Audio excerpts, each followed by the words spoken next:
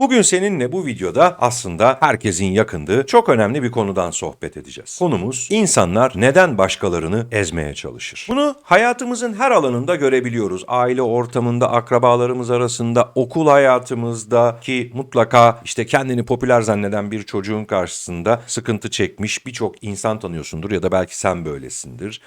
İş hayatında görüyoruz ve hayatımızın her noktasında bu tip insanlarla dönem dönem karşı karşıya kalıyoruz. Belki de hala yan yanayız. Peki neden bazı insanlar diğer insanları küçük düşürerek daha büyük görünme ihtiyacı hissederler? Ve biz böyle insanlarla karşılaştığımız zaman nasıl davranmalıyız? Bu videonun sonuna kadar geldiğinde eminim sen de böyle insanlarla nasıl davranman gerektiğini, özellikle karşılaştığın dönemlerde nasıl davranman gerektiğini çok daha iyi biliyor olacaksın. Çünkü kendi hayatımda uyguladığım, kendi deneyimlerimden sana bazı önermelerde bulunacağım. Hazırsan başlayalım.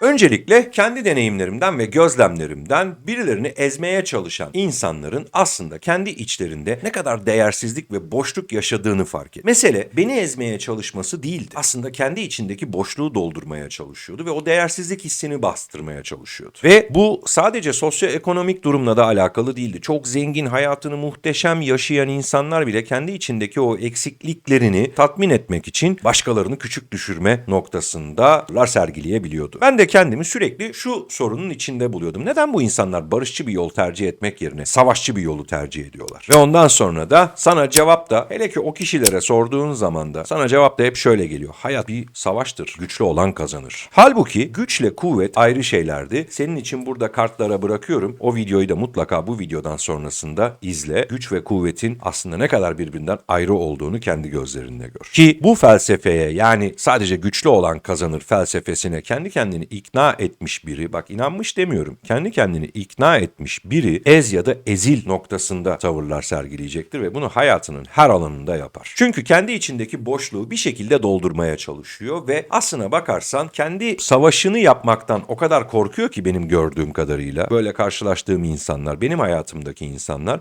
kendi savaşını yapmaktan o kadar korkuyor ki, kendinden o kadar korkuyor ki, bunlarla yüzleşmekten o kadar korkuyor ki, o yüzden de karşı tarafı ezmeye veya işte kendini ezdirmeme dürtüsü altında karşı tarafı ezmeye çalışıyor. Bunun tabii iç dünyalarında birçok farklı sebebi olabilir ama bu beni ilgilendirmiyor. Ben sadece o kişilerle karşılaştığım zaman kendimi nasıl bir tavır içinde bulmam gerektiğini düşünüp, o yüzden de sana bu videoda kendi deneyimlerimden bahsetmek istiyorum. Bak, birinci yapman gereken şey insanlara ya da o tip insanlara gereğinden fazla saygı duymak. İşte bazen yaşça, statü olarak vesaire olarak fazla saygı duyabiliyoruz ama bu bize aynı zamanda kendimize saygı duymama gerçeği olarak da geri dönmeye başlıyor ve susmaya başlıyoruz. Doğru yerde konuşmazsan o zaman kendine olan saygını yitirmeye başlıyorsun. Eğer ki seni rahatsız eden bir şey varsa o anda söylemek. Halının altına süpürmek değil. Çünkü halının altına süpürdüğün her şey sonrasında öyle bir gün geliyor ki o halıda süpürdüğün şeylerin üstüne basıyorsun ve bir anda her şey ortaya saçılıyor. Belki senin de hayatında böyle şeyler olmuştur. Hiç düşündün mü? Doğru zamanda ya da olması gerektiği zamanda, doğru demeyeyim sana burada, olması gerektiği zamanda vermediğin tepkilerin sonrasında çok daha ağır şeylerle karşılaştığını gözlemledin mi kendi hayatında? O yüzden kimseye çok fazla saygı duyma. Gereğinden fazla saygıyı verme. İkincisi, genelde seni suçlarlar. Bak sen de neler yaptın. Bak sen de şöyle yaptın. Bak sen de böyle yaptın. Bu oyunlara da gelme. Şu cümleyi kurduğunu düşünüyor musun? Mesela ben hayatımın bir döneminde bu cümleyi çok fazla kurduğumu fark etmiştim. Hayır, aslında öyle değil. Bak aslında şöyle. Ya ben öyle demedim. Aslına bakarsan şöyle şöyleydi noktasında kendimi çok bulmuştum. İşte bu gerçek bir oyundu ve ben bu oyuna düşmüştüm. Kendi hayatımdan örneklemek gerekirse. Ve onların istediği oyun planının içinde bir oyuncu olmuştum. Bunu fark ettiğimde cümle kalıplarımı şöyle değiştirdim. Mesela böyle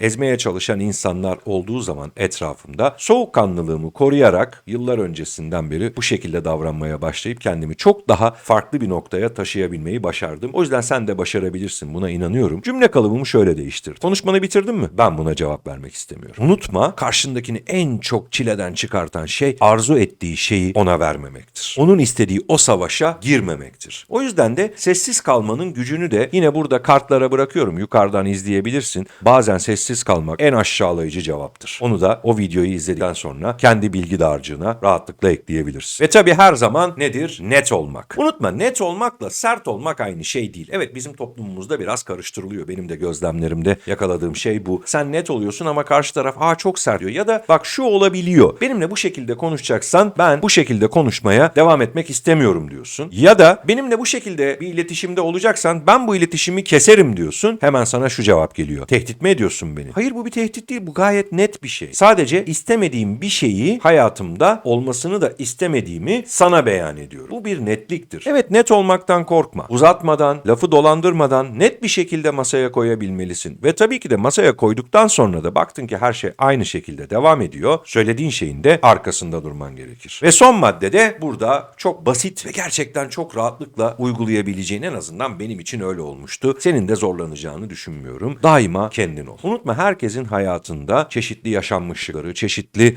anıları, acı, tatlı, tecrübeleri var. Ve bunlar bizim hayata bakış açımızı şekillendiren şeyler. Birisi için değişmeye elbette ki çalışabilirsin ama belirli sınırlar dahilinde. İş, özel, sosyal hiç fark etmiyor. Hayatta sınırlarını koru. Sen onların sınırına girme, onlar senin sınırına girmesin. Çünkü bir iletişimi, bir ilişkiyi sürdürebilmenin en önemli yolu o sınırlara saygı duymayı göstermektir. Hem sen saygı duyacaksın hem de kendi sınırlarına insanların saygı duymasını sağlatacaksın. Bu da daima kendin olmaktan geçiyor. Kısacası kendi eksikliklerini doldurmak için sürekli başkalarını ezmeye çalışan insanlarla karşılaştığında benim yaptığım gibi bu 4 maddeyi hayatına geçir. Çok daha mutlu ve huzurlu olacaksın. Fazla sessiz kalma mesela. Bir şeyi söylemen gerektiğinde söyle. Gereksiz tartışmalarla vakit harcama. Tartışmanın içine onun istediği gibi dahil olma. Ve düşüncelerini söylemekten de kaçınma. Ne kadar basit değil mi? Unutma, ben güçlü hissedeyim diye seni ezmem lazım diyen bir insan asla zannettiğin kadar güçlü değildir. Ve tabii videonun eğer bu kısmına kadar geldiysen, eğer seni de etkilediyse beğen butonuna tıklamayı, takip etmeyi ve bildirimleri açmayı unutma. Aynı zamanda da sevdiğin dostlarınla bilgiyi paylaşmaktan da geri durma ve bu videoyu onlara gönder. Bir sonraki videomda görüşene kadar da kendine iyi bak.